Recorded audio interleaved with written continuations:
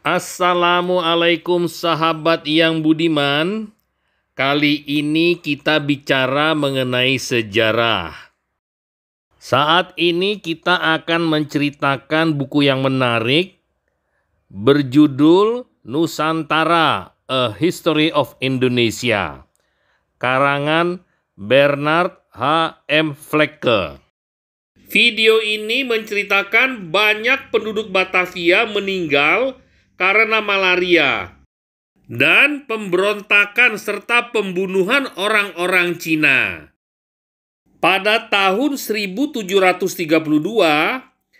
Batavia mendapat pukulan berat yang menyebabkan keadaannya menurun selama seabad berikut. Pemerintah telah memerintahkan penggalian satu kanal baru agak jauh di luar kota. Tiba-tiba, sebagian besar penghuni dua permukiman Indonesia dekat kanal baru itu jatuh sakit. Dan dari situ penyakit itu menyebar ke Batavia. Angka kematian naik sampai ke tingkat yang mengerikan. Dan tetap tinggi sampai abad berikut. Pengunjung asing yang datang ke Batavia dan menjalin pertemanan di sana seringkali tidak menemukan satupun dari temannya masih hidup ketika mereka datang lagi setengah tahun kemudian setelah menjelajah kepulauan Indonesia. Dari gejala penyakit tersebut, kita bisa menyimpulkan bahwa wabah itu adalah malaria.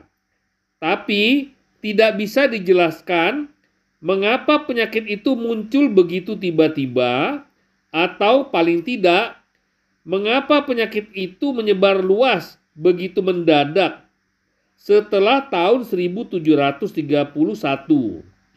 Dan apakah penggalian kanal baru itu berhubungan dengan hal itu? Dokter masa itu gagal menemukan penyebabnya. Mereka menyalahkan angin laut, kemudian angin darat. Mereka mengimpor air spa atau seltzer dari Eropa dan tidak minum dari air sungai yang kotor itu. Dan akhirnya mereka bahkan mulai menganggap bahwa keberadaan kanal-kanal kotor itu sendiri tidak menyehatkan. Tapi orang Indonesia yang tidak memedulikan kualitas air minum lebih kebal daripada orang Eropa. Orang Cina praktis bebas dari penyakit itu. Karena orang Cina minum banyak teh. Kepercayaan menyebar bahwa teh adalah minuman obat. Suatu pendapat yang dengan cepat dimanfaatkan oleh para direktur di Amsterdam. Mereka mengedarkan selebaran di kalangan rakyat Belanda yang menasihati mereka untuk minum teh agar lebih sehat dan menyarankan orang minum 40 cangkir sehari. Batavia yang pernah jadi mutiara di antara permukiman Eropa di timur mendapatkan reputasi sebagai salah satu tempat paling tidak sehat di bumi. Kematian tidak berarti apa-apa di sini, kata James Cook ketika dia tinggal beberapa bulan di Batavia pada tahun 1770. Satu-satunya komentar atas kematian sesama warga adalah, "Ya, dia tidak utang apa-apa kepadaku," atau "harus aku dapatkan kembali uangku dari pembagi warisannya." Mereka yang dapat pindah keluar kota ke pedesaan yang lebih sehat melakukan hal itu. Bahkan Gubernur Jenderal pun melawan tradisi. Dan setelah tahun 1741 tidak mau lagi tinggal di istana. Bisa dimengerti kalau bagian-bagian Batavia lama menjadi makin terabaikan setiap tahun. Sampai-sampai seorang profesor Jerman terpelajar pada awal abad ke-19 dapat ilham untuk meramal, karena tidak ada kegiatan perbaikan, Batavia tidak akan bertahan lama. Pada tahun itu juga, orang Belanda Batavia mengalami kejutan lain yang mengerikan. Selama company ada, pegawai-pegawainya di timur selalu dibayar dengan gaji yang luar biasa kecil. Akibatnya, setiap orang mencari keuntungan tambahan lewat pemerasan, penyelundupan, dan perdagangan swasta dengan melanggar monopoli company. Para direktur sangat sadar akan semua pelanggaran itu. Mereka melihat sebagian pejabat mereka yang gajinya tidak pernah lebih dari beberapa ribu gulden setahun pulang ke Belanda setelah 12 atau 15 tahun dengan membawa modal ratusan ribu gulden. Setiap orang tahu, misalnya, bahwa penghasilan reguler dari perdagangan ilegal oleh wakil company di Jepang berjumlah 30.000 gulden setahun. Pelepasan armada dari Batavia pulang ke kampung halaman adalah peristiwa tahunan paling besar di kota itu. Ribuan urusan harus dibereskan secara pribadi antara nakhoda dan pelaut di satu sisi, serta para pemukim di sisi lain. Barang yang diselundupkan ke Eropa seringkali lebih besar nilainya daripada kargo reguler untuk company. Gubernur Jenderal Zwar de Kroon menghukum mati 26 orang pada awal abad ke-18 karena melanggar hukum company, tapi sia-sia. 15 tahun kemudian, pada tahun 1731, para direktur memutuskan menjatuhkan hukuman tegas untuk membuat orang jera dan memerintahkan pemecatan segera dan pemulangan paksa ke Belanda. Gubernur Jenderal Durven, Direktur Jenderal Perniagaan Asia, 2 anggota Dewan Hindia, dan sejumlah pejabat tinggi lain. Untuk sementara, penyelundupan berhenti, tapi akibatnya ratusan orang Batavia bangkrut karena kehilangan sumber mata pencaharian mereka. Puncak dari semua ini terjadi pembunuhan massal atas orang Cina Batavia pada tahun 1740.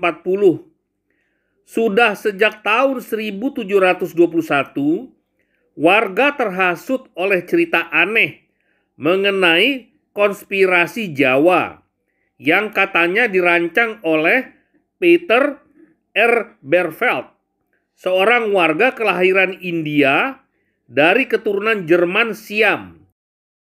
R. Berveld dan sejumlah orang lain dihukum mati setelah diadili di pengadilan Batavia. Pada tahun 1740, cerita lain mulai beredar bahwa orang Cina berencana memberontak dan bermaksud menaklukkan Batavia dengan mendadak. Agak mengherankan bahwa orang Cina akan merencanakan hal itu, karena mereka selalu menjadi rakyat favorit pemerintah Batavia karena kerajinan, kedamaian, dan perilaku tenang mereka. Tapi pada beberapa tahun terakhir, sejumlah besar imigran miskin Cina tiba di Batavia, dan setelah itu tidak bisa mendapatkan pekerjaan. Pemerintah membatasi jumlah imigran dan mengatur sistem kuota, tapi hukum ini terus dilanggar oleh orang Cina yang tahu titik lemah sistem pemerintahan company, yakni gaji kecil pegawai-pegawainya. Maka terlalu banyak yang datang dan mereka yang gagal mendapatkan kerja halal mulai menjara daerah-daerah perdesaan di sekitar ibu kota itu.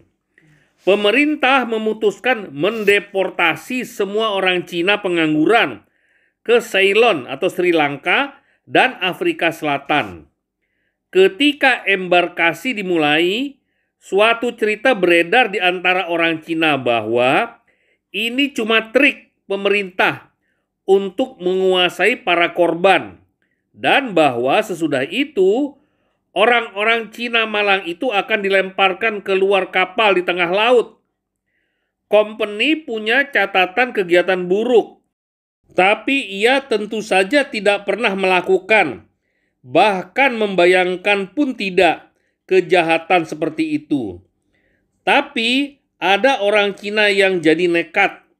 Kelompok bersenjata berkumpul di sekitar kota dan mulai menyerang pos-pos jaga. Tidak ada bukti bahwa orang Cina lain yang tinggal di dalam tembok kota berencana bergabung dengan pemberontakan mereka. Tapi kegelisahan penduduk Belanda bisa dibayangkan. Dan pemerintah dengan tepat memutuskan untuk memerintahkan pencarian senjata di semua rumah Cina.